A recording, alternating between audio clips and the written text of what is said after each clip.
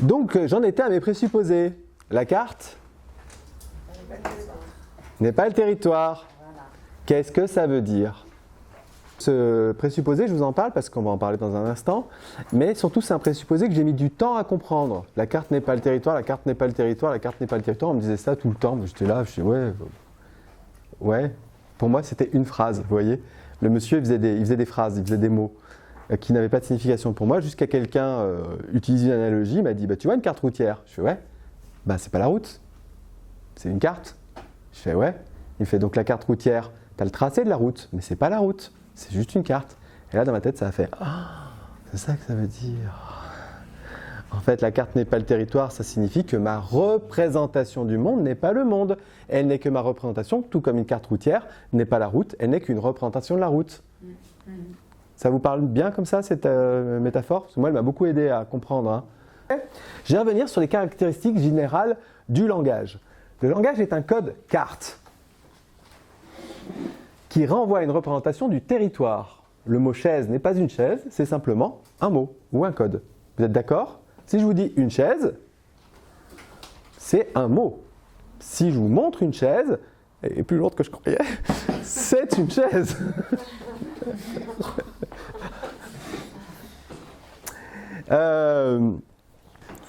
Vous êtes tous d'accord? Même si je vous dis un canapé, on a tous l'idée plus ou moins de ce que c'est qu'un canapé. Mais si je vous parle de la couleur, si je vous parle de la matière, si je vous parle de ceci, de cela, personne, finalement, on ne va plus du tout avoir la même représentation du canapé. C'est défini.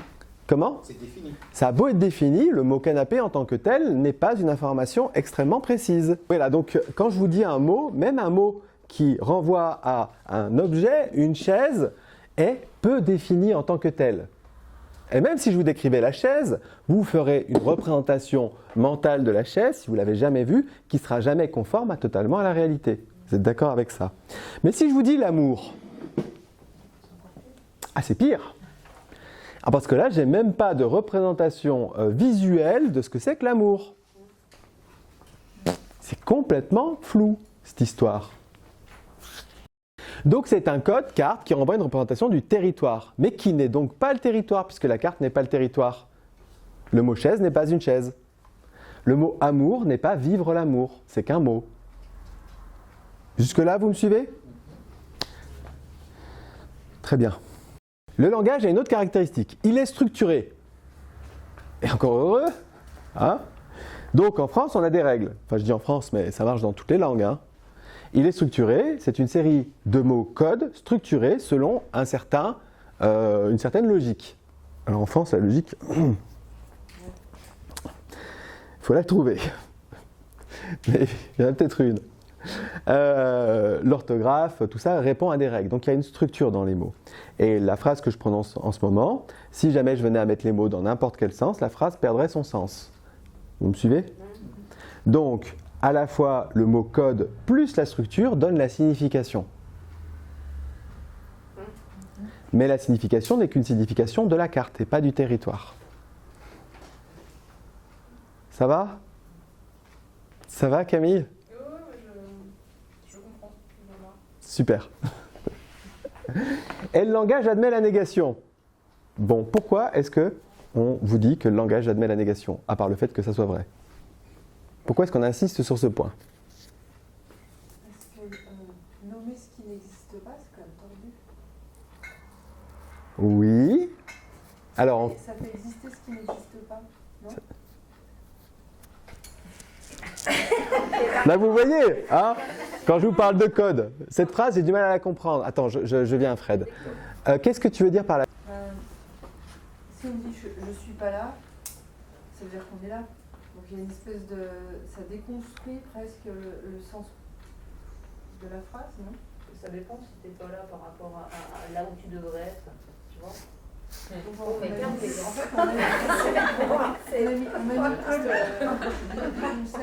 Alors on manipule de l'absence en fait, quand on utilise de la négation, finalement. Et c'est plus difficile intellectuellement de se représenter de l'absence que de la présence. Oui, Fred, tu voulais dire quoi? Non, en fait, je me disais, par exemple, je veux d'une maison, mais qui ne soit pas loin du lac. Voilà. Voilà, on emploie la négation à ce moment-là. Et là, tu vas employer la négation. Mais pourquoi est-ce que je vais éviter, autant que faire se peut, d'employer la négation en tant que bon coach? Ou si je le fais, c'est à dessein. Le cerveau, ça n'existe pas pour le cerveau. Oui, parce que la négation n'existe pas pour notre cerveau.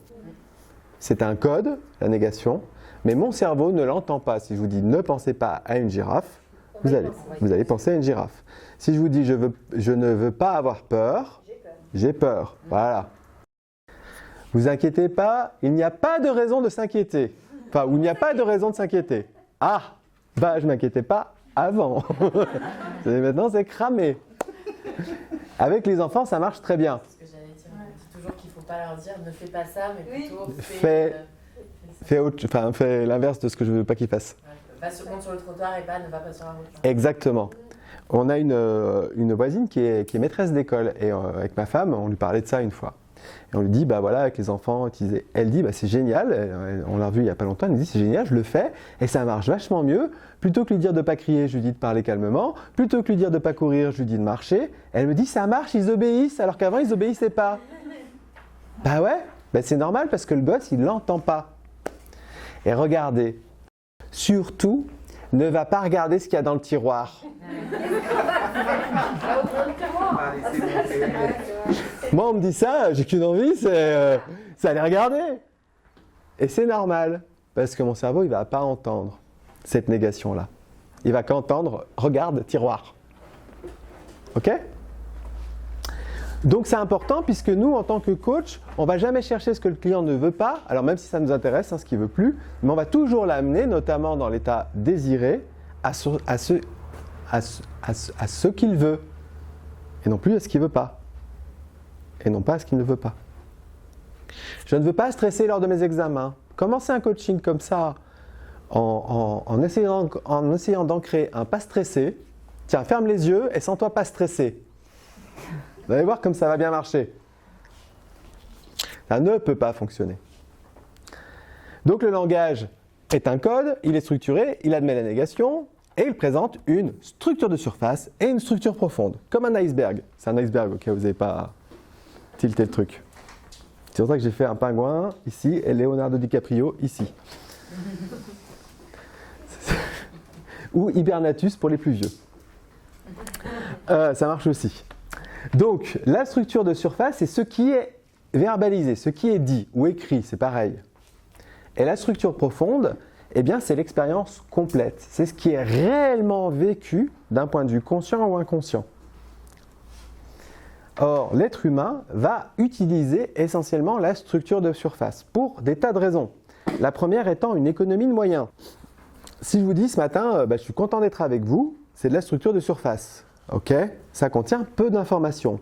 Mais si j'allais réellement dans la structure profonde de l'expérience que je vis, eh bien, je suis juste hyper heureux d'être là avec vous d'abord parce que je suis honoré de travailler avec Tania, avec Brigitte, avec Jordi, tous ces gens que j'admire et que j'aime énormément. Donc, je suis heureux de faire partie de cette famille-là. Et en plus de ça, quand je suis ici en face de vous, je suis dans ma mission de vie. Je sais, je suis fait pour enseigner. Ça me fait vibrer, etc., etc. Si je vous commence à vous exprimer la structure profonde, on va y passer la journée. C'est super. Vous allez avoir plein d'informations sur moi. Mais dans une conversation courante, ça va être un petit peu pénible. D'accord ? Donc, par économie, l'être humain va tendance à utiliser la structure de surface. Donc, dans la structure de surface, entendez bien, il y a plein de non-dits. Ok ? Donc, comment fait l'interlocuteur pour compléter ce qui n'est pas dit ? Non, l'interlocuteur pas coach, hein, l'interlocuteur, pardon, excuse-moi. L'interlocuteur, voilà, vous êtes en conversation. Exactement. Pour comprendre ce qui est non dit, la personne va coller sa propre carte du monde. Je veux gagner beaucoup d'argent. Ok, il veut gagner 1 million. Ok, il veut gagner 500 balles. La personne va compléter les trous en fonction de sa propre carte et non pas en fonction du territoire. D'où le fait qu'une conversation sympathique entre amis contient souvent, mais pas tout le temps, peu d'informations.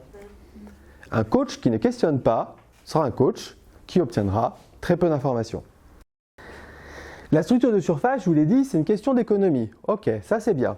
Mais il y a une autre question. L'autre question, ça peut être aussi une question de pudeur, réserve. je n'ai pas forcément envie de dévoiler à quelqu'un que je ne connais pas ou peu la profondeur de mes sentiments, de mon malaise, de mon expérience. Deuxième excellente raison. Et notamment, si le rapport, souvenez-vous, 4 piliers de la PNL, le rapport en est un, si le rapport n'est pas établi, il y a peu de chances que votre client vienne vous confier quelque chose ou vienne vous exprimer réellement quelque chose. Et c'est normal, il ne vous connaît pas, pourquoi vous ferait-il confiance? Surtout si le rapport n'est pas là. Troisième excellente raison, c'est qu'une bonne partie de la structure profonde n'est pas accessible directement par le client. C'est-à-dire que le client ne sait pas qu'il y a d'autres informations qui sont cachées. Et ça, c'est génial, parce que quand on commence à utiliser le métamodèle du langage, le client va prendre conscience de ce qui se joue derrière ces patterns, autrement dit, ces schémas de fonctionnement. La personne se rend compte de pourquoi elle agit ainsi, juste en questionnant.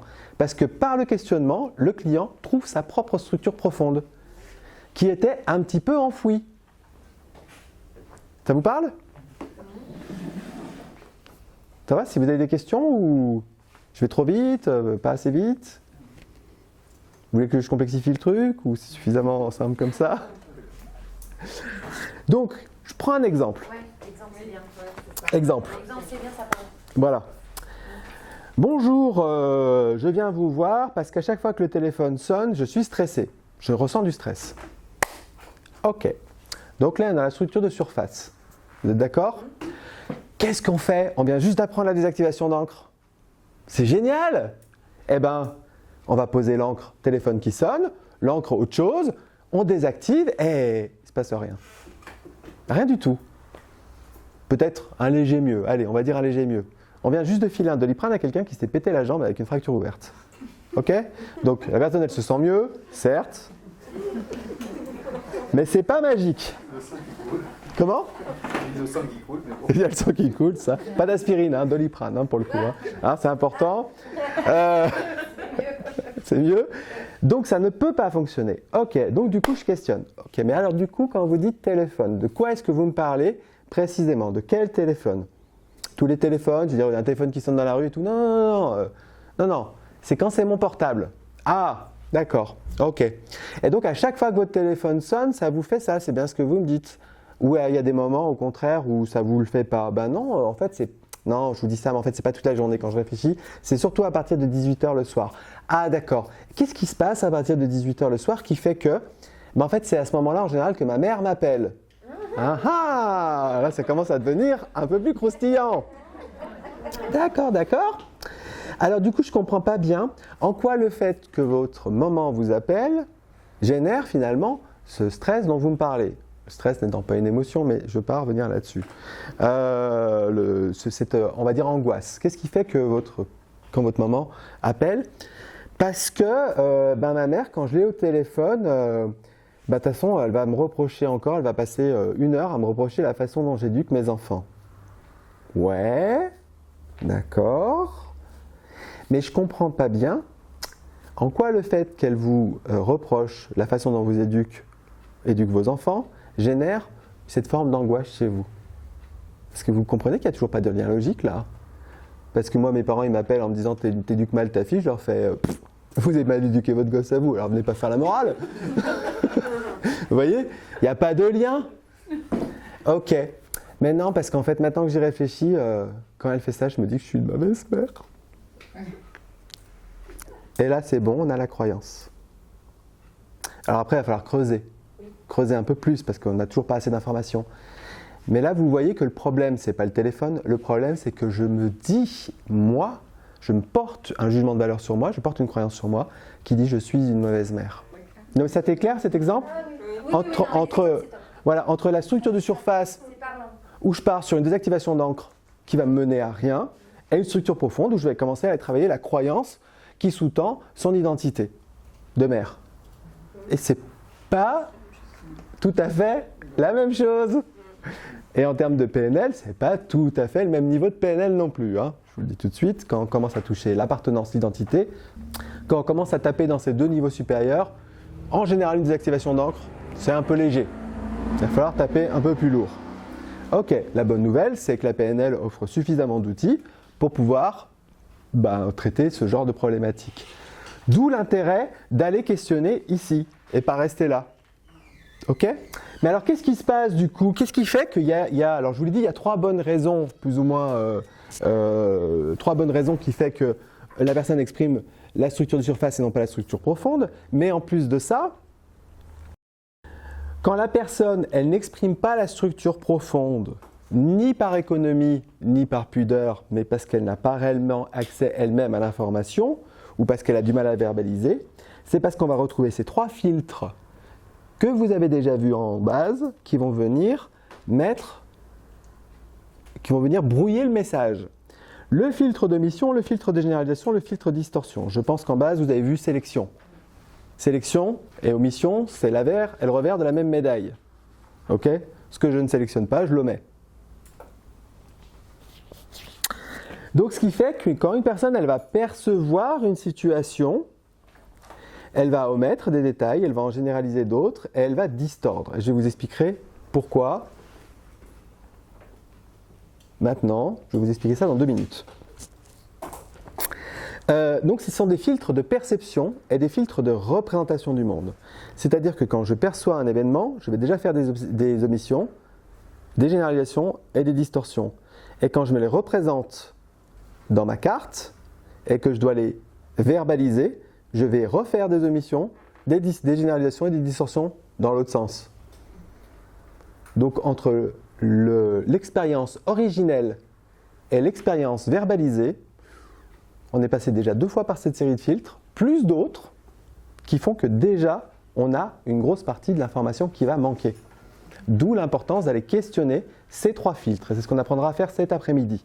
Cet après-midi, on va questionner les omissions, les généralisations, les distorsions. Les omissions, c'est quelque chose de très utile, puisque notre cerveau ne peut pas capter l'intégralité des informations disponibles dans un environnement en même temps. Vous vous souvenez de comment tout le monde est habillé hier? Non? D'où l'avantage des camps naturistes, c'est beaucoup plus simple la question. Mais vous ne vous souvenez pas de comment vous étiez habillé. Vous vous souvenez de tout ce qui a été dit par Tania hier? Voilà. Vous avez sélectionné des informations et vous en avez donc omis un tas d'autres. Ce qui est tout à fait normal, puisque notre cerveau ne peut pas capter l'intégralité des informations. Imaginez que quelqu'un vous parle et en même temps que la personne vous parle, tiens, imaginons que je parle à Soraya ici, d'ici. J'ai le soleil dans les yeux au moment où je lui parle. Eh bien, est-ce qu'elle va me dire, je vais omettre une partie, ne serait-ce que parce qu'il y a une partie de mon VACOG qui est plus que, je me suis cramé les yeux là, qui est plus que perturbée par du visuel. Donc autrement dit, ce que va me dire Soraya dans mon canal auditif, je ne vais pas pouvoir tout sélectionner parce que je sélectionne des trucs dans le visuel qui viennent me perturber. C'est un processus normal.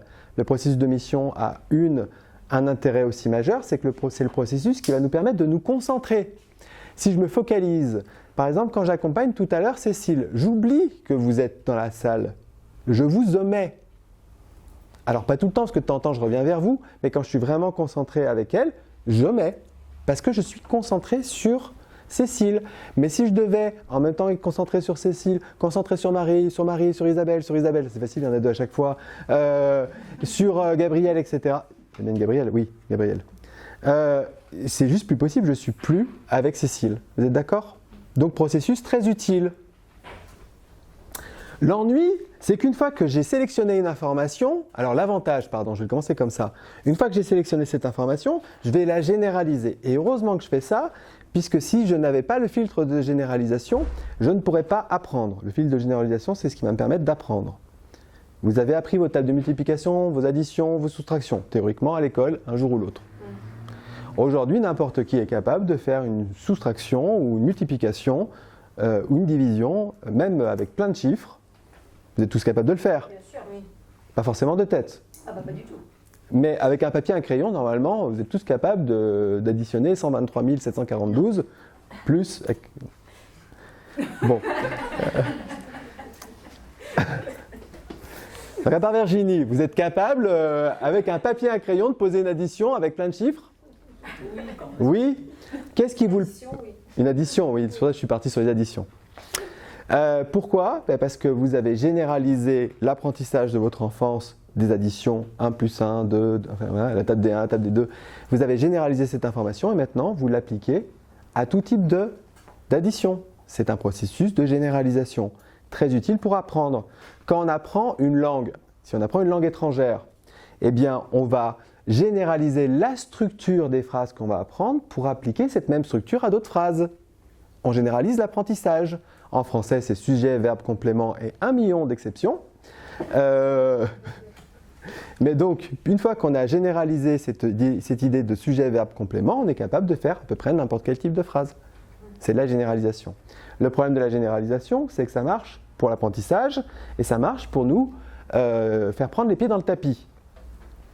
Admettons que je rencontre une personne rousse. Je vérifie. Pas de roux. Si, un peu. Bon, alors, chauve.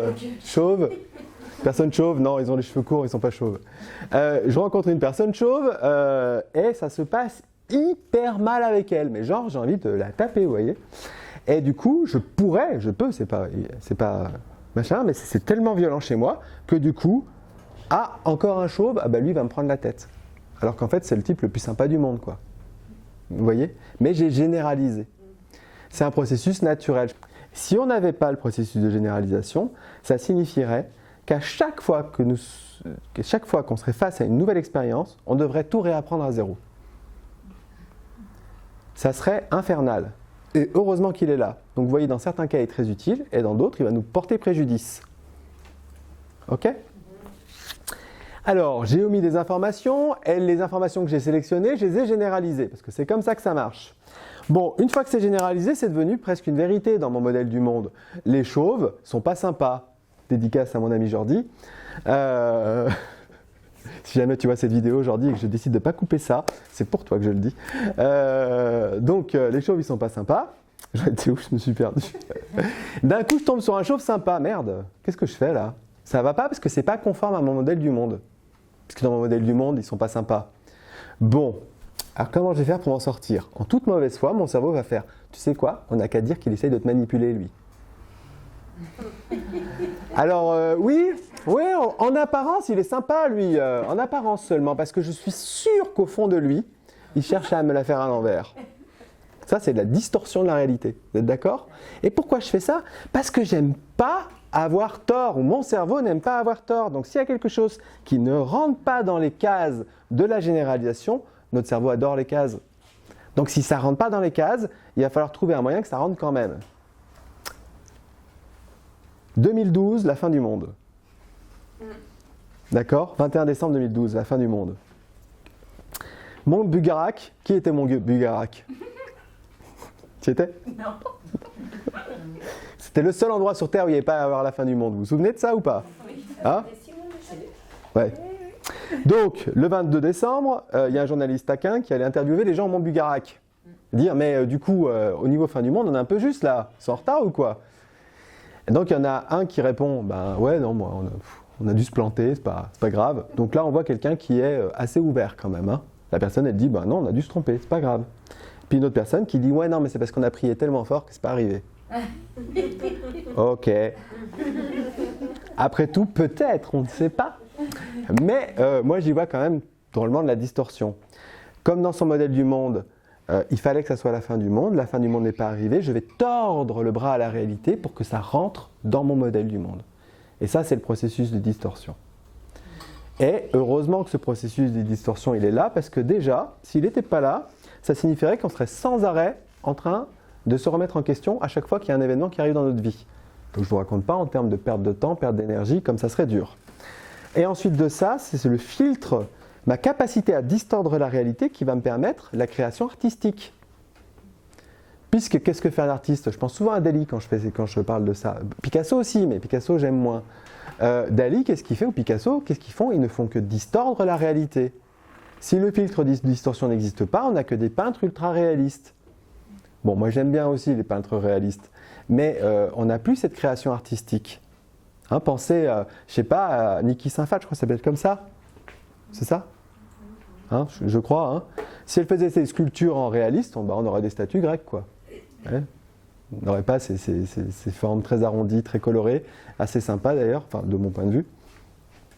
Bref, donc le filtre de distorsion est aussi très utile. Donc tous ces filtres ont un côté extrêmement aidant, et vous l'avez compris, un côté extrêmement limitant.